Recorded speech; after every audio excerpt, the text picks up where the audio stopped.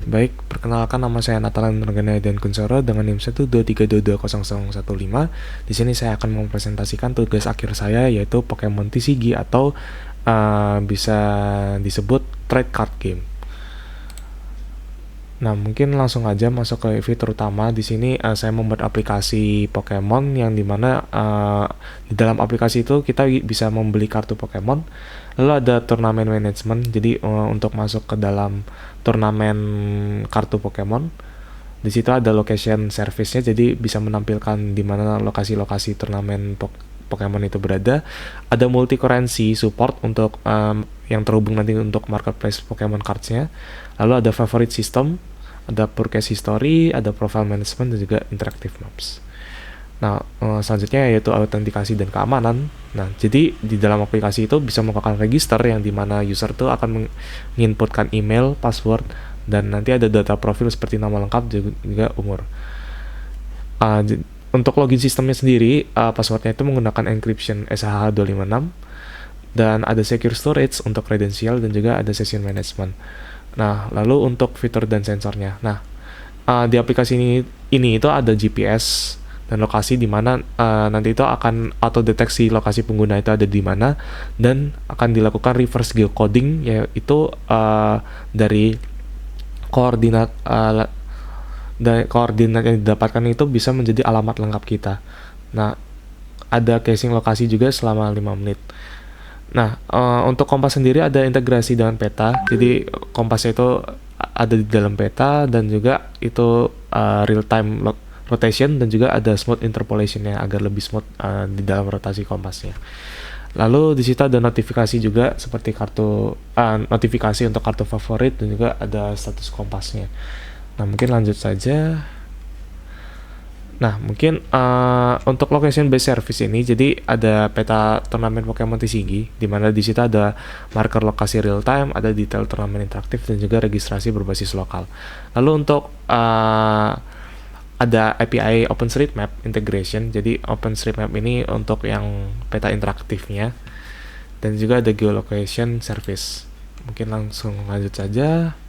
Nah, untuk sistem konversi sendiri ada sistem konversi mata uang, yaitu 8 mata uang utama. Jadi ada mata uang USD, ada rupiah atau IDR, ada Jepang, yen, ada pound sterling, ada euro, ada Australian dollar, ada Singaporean dollar, terus ada Malaysia ringgit juga.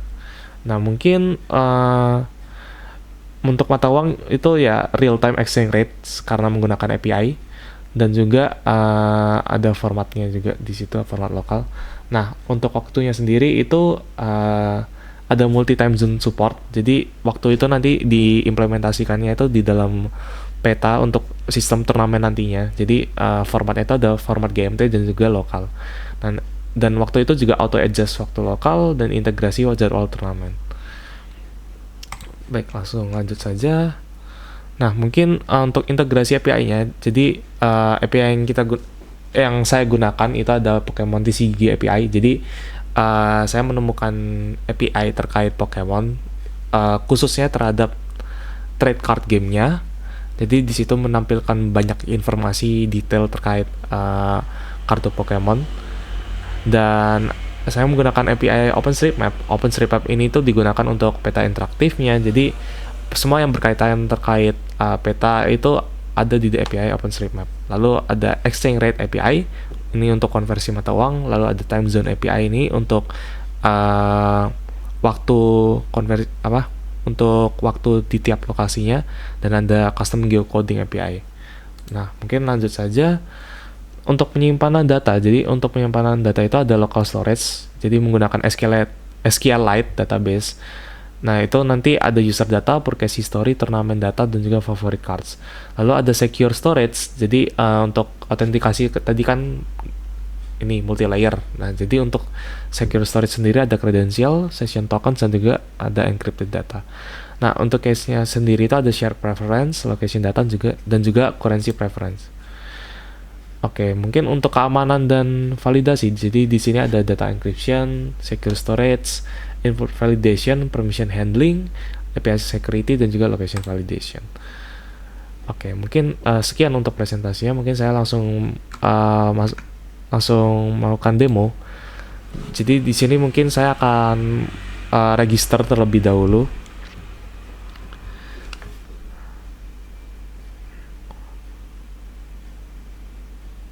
Di sini saya menggunakan username percobaan presentasi. Nah, emailnya mungkin asal saja.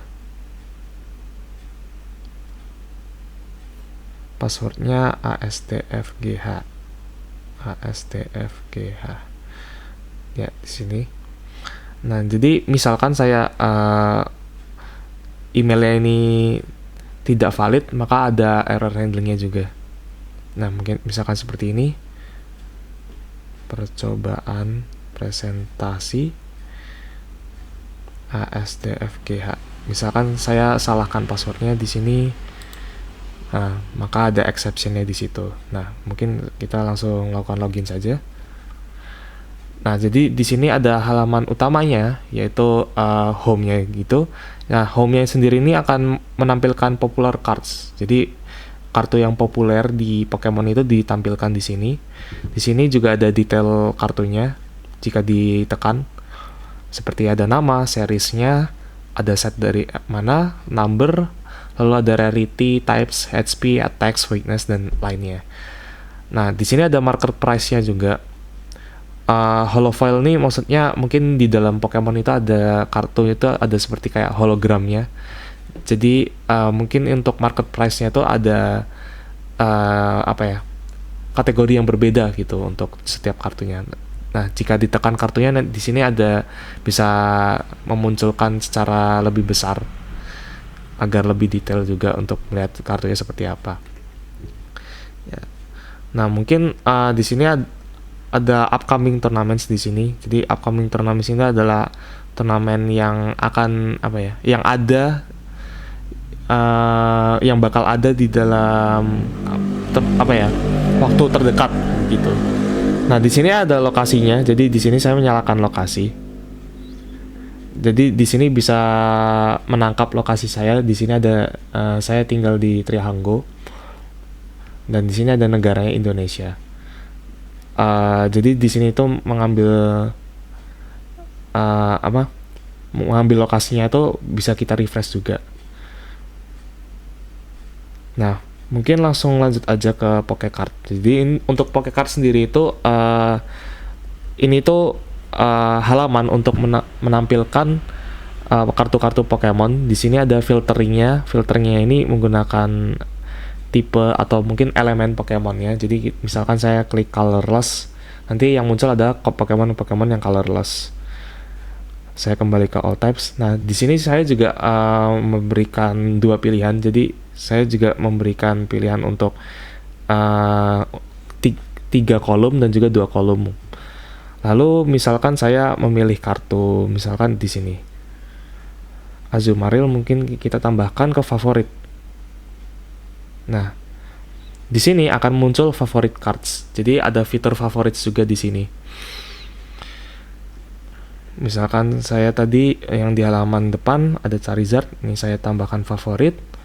Nanti di favorit itu akan muncul. Nah, untuk selanjutnya mungkin saya ke fitur shop terlebih dahulu. Nah, untuk fitur shop ini karena tadi lokasinya ada di Indonesia, maka untuk currency-nya itu akan otomatis ke Indonesia juga. Tapi kita juga bisa memilih misalkan kita mau melihat harganya tuh secara USD begitu. Japan misalkan seperti ini. Nah, jadi dia sudah auto konversi begitu. Nah, untuk harga-harga Pokemonnya sendiri ini didapatkan dari API-nya juga. Jadi di API-nya itu juga memunculkan harga average-nya, terus tadi yang holofoil yang terkait kategori-kategori kartunya. Nah, mau yang dimunculkan di sini adalah seperti normal price-nya. Jadi di API itu ada juga menampilkan seperti kayak harga rata-ratanya begitu. Nah, harga ini itu diambil dari situ. Nah, mungkin kita ambil aja di kartu yang ini, Blastoise, kita tambahkan ke keranjang. Lalu mungkin kartu yang ini Metapod kita tambahkan ke keranjang. Lalu yang terakhir Charizard ini kita tambahkan ke keranjang.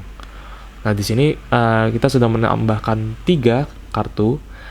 Nah, di sini ada keterangan kalau price itu ditampilkan dalam bentuk ID, maksudnya yaitu rupiah. Di situ ada totalnya juga. Nah, tapi kita juga bisa mengganti. Misalkan itu dalam yen itu berapa, itu dalam USD itu berapa. Di sini saya misalkan Indonesia ya, check out. Nah, ketika kita sudah check out, kita kembali ke profile. Nah, di sini di profile itu kita bisa melakukan edit profile dan juga logout. Di sini juga ada kesan dan pesan terkait teknologi pemrograman mobile.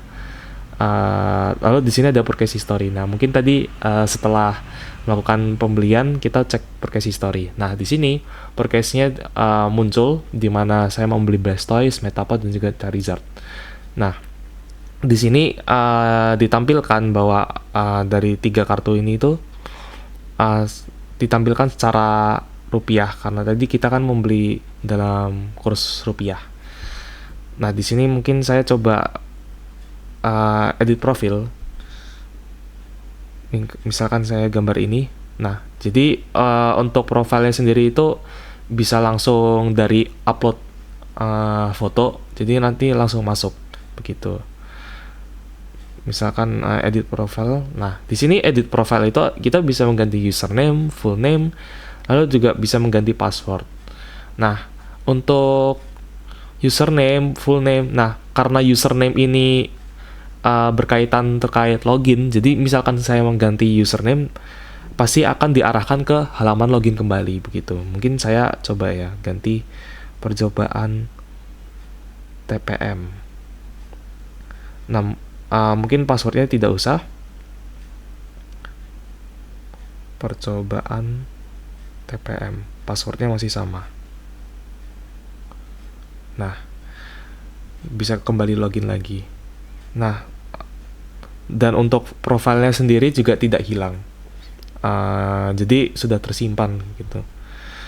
Nah, mungkin itu terkait profile, Pokecard dan juga shopnya. Jadi di sini sudah ada implementasi terkait lokasi LBS-nya, jadi itu mendeteksi di mana kita berada. Mungkin saya ada tes bonus, jadi mungkin di sini saya akan menggunakan fake GPS. Jadi misalkan saya taruh mungkin di United Kingdom di sini, di London. Nah, mungkin ini sudah mulai berjalan. Kita Pokemon TCG. Nah, mungkin ini perlu dilakukan beberapa kali refresh agar berpindah ke kota. Nah, di sini sudah muncul di London, United Kingdom. Nah, mungkin sekalian kita tes apakah itu mengganti ke currency shopnya. Ya, sudah terganti. Di sini menggunakan United Kingdom pound sterling. Jadi di sini muncul harganya secara pound sterling. Misalkan saya klik Celebi dan juga Dark Crobat misalkan seperti ini. Nah, price shown in GB. Nah, ini kenapa dia pindah ke ID lagi, itu sebenarnya karena fitur fake GPS ini itu juga terkadang kalau dicek di Google Maps itu mungkin seperti nge-glitching, jadi kayak pindah-pindah ke Indonesia ke fake GPS ya ke Indonesia lagi, jadi terkadang terjadi glitch gitu. Jadi itu permasalahan dari fake GPS yang kurang konsisten. Cuma mungkin di situ makanya tadi terjadi kenapa pindah ke ID. Nah, di sini tadi barusan saya coba juga ketika misalkan kita belum melakukan logout, kita kembali lagi ke aplikasinya, itu tidak perlu melakukan login kembali. Nah, mungkin langsung aja ke fitur turnamen. Jadi di sini turnamen itu akan ditampilkan peta. Nah, peta di sini itu ada pinpoint-pinpointnya. Jadi pinpoint ini itu apa? Nah, ketika kita pencet di sini akan ada keterangan turnamen ya. Jadi misalkan di sini Jakarta Pokemon Turnamen. Maka berarti di sini itu ada turnamen di Jakarta, di situ ada detailnya, venue-nya di Mall Grand Indonesia. Current time-nya di sini jam 2.12 malam. Nah, jadi itu current time itu menunjukkan di lokasi itu tuh sekarang pukul berapa sih. Nah, untuk turnamen date-nya sendiri itu ternyata adalah 5 Oktober 2025. Nah, mungkin saya coba daftar yang misalkan waktunya di Makassar. Nah, Makassar itu kan menggunakan waktu Indonesia Tengah. Jadi otomatis dengan WIB itu ditambah 1 jam. Nah, maka current time-nya itu yaitu pukul 3.13. Jadi ditambah 1. Nah, untuk turnamen date-nya di situ di sini turnamen date-nya berbeda-beda. Jadi di sini 12 Oktober 2025, di sini 5 Oktober. Nah, misalkan saya coba registrasi di Makassar Pokemon Cup. Nah, di sini karena saya belum melakukan registrasi, maka di sini langsung ditampilkan turnamen registration. Misalkan saya masukkan umur saya 20, country-nya Indonesia, city-nya saya dari Yogyakarta. Submit. Nah, setelah saya submit, misalkan saya buka kembali, maka di sini ada keterangan you are already registered for this tournament. Nah, di situ juga ada bonus yaitu local time-nya. Dan local time ini ditampilkan secara GMT ya. Nah, mungkin saya kembali ke profile. Nah, ketika kita sudah meregistrasi turnamen, maka itu akan muncul ke dalam register tournaments. Nah, di dalam register tournaments itu sendiri, di situ ada tampilan di mana turnamen itu diadakan, yaitu di Makassar. Venue-nya itu di Trans Studio Makassar. Turnamen time-nya yaitu hari Minggu, tanggal 12 Oktober 2025 jam 16 waktu Indonesia Tengah, yaitu GMT plus 8. Nah, GMT plus 8 itu sendiri itu kan kita itu kan GMT plus 8 itu kan kita kan GMT plus 8. Kalau di Indonesia sendiri itu kan GMT plus 7. Nah, di situ ada keterangan local time GMT Sunday 12 Oktober 2025 pukul 8. Nah, itu maksudnya pukul 8 GMT ketika kita konversi ke GMT plus 7, maka itu hasilnya adalah pukul 15 WIB. Jadi kita bisa melihat ketika waktu turnamen di Makassar itu diadakan, itu di tempat kita, yaitu misalkan menggunakan WIB, itu tuh pukul berapa sih gitu. Misalkan saya coba sebentar, saya login kembali. Mungkin saya coba daftar turnamen lagi di misalkan Jayapura. Nah, ini GMT plus 9 karena waktu Indonesia Timur. Submit, kembali ke profile. Nah, di sini sudah muncul. Jadi untuk Jayapura Pokemon League itu diadakan pada waktu jam 10 WIT, yaitu GMT plus 9. Nah, local time-nya adalah local time-nya itu pukul 1 GMT. Jadi di situ sudah ada bentuk konversi. Jadi kita bisa melihat kalau misalkan di tempat kita itu waktunya kapan sih itu diadakan gitu. Nah, kita juga bisa cancel registration di sini. Nah, mungkin untuk turnamen itu, mungkin lanjutnya itu yaitu sensor. Nah, di sini sensor itu berintegrasi di dalam peta. Nah, di sini dia bergerak sesuai derajatnya. Jadi di sini misalkan saya arah sini, maka derajatnya muncul seperti ini. Nah, begitu. Jadi integrasi kompas dan juga peta ini mungkin saya terinspirasi dari Google Maps. Jadi kalau dari Google Maps kan kita bisa melihat arah petanya itu mengikuti dari kompasnya begitu. Makanya saya menggunakan sensor kompas ini, itu mengintegrasikannya dengan peta. Mungkin saya coba kembali. Ya begitu. Nah, mungkin untuk tambahannya mungkin ya ini sih fitur carouselnya di sini, diarahkan ke halaman-halamannya di sini. Ini untuk tambahan aja sih, untuk placeholder biar tampilan home-nya lebih menarik. Ya mungkin seperti itu aja terkait presentasi demonya. Mungkin lanjut aja langsung ke codingan. Ya di sini mungkin saya akan menampilkan codingannya seperti ini.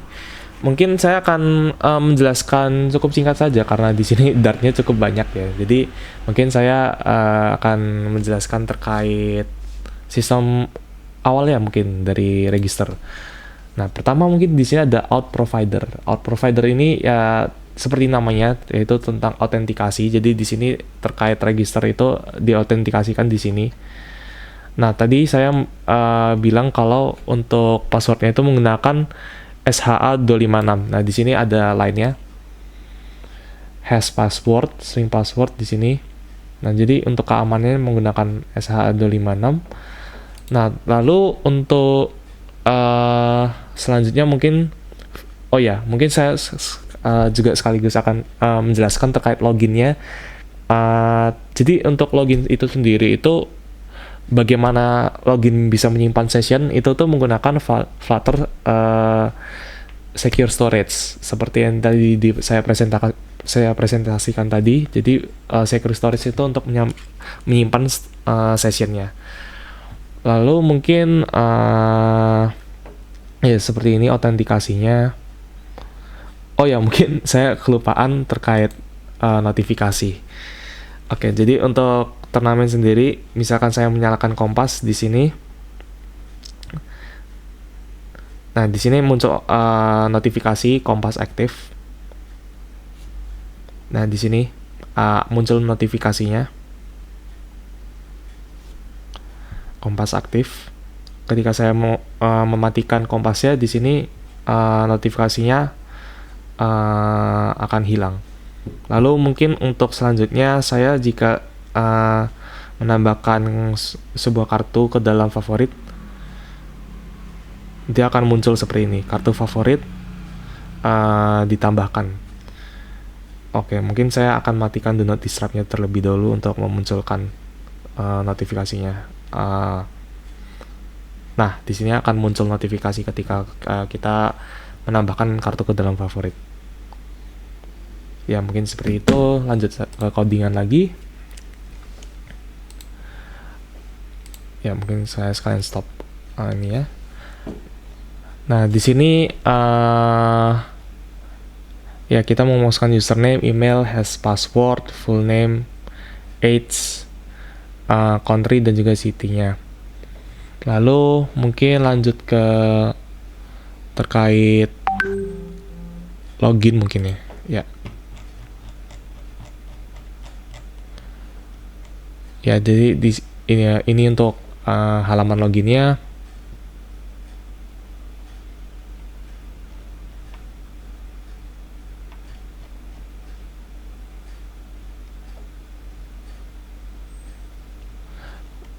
Lalu mungkin lanjut ke lokasi mungkin saya akan menjelaskan terkait API-nya terlebih dahulu. Apa aja API yang saya gunakan di sini mungkin sebentar.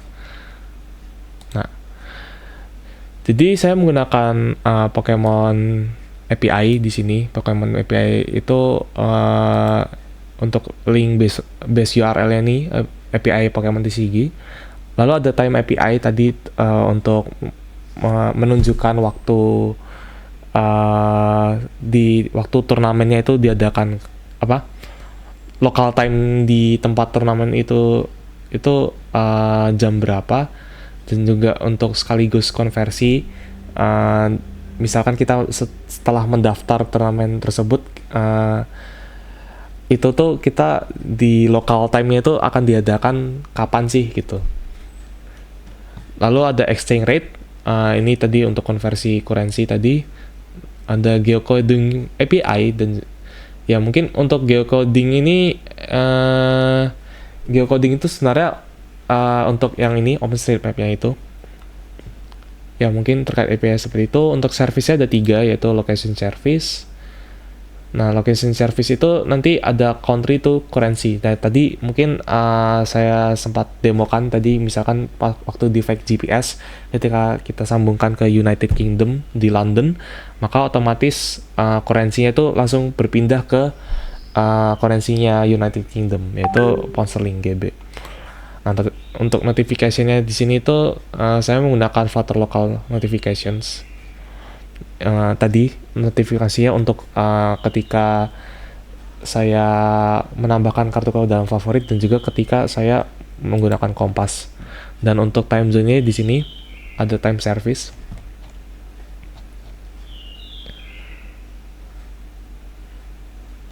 Nah, mungkin selanjutnya mungkin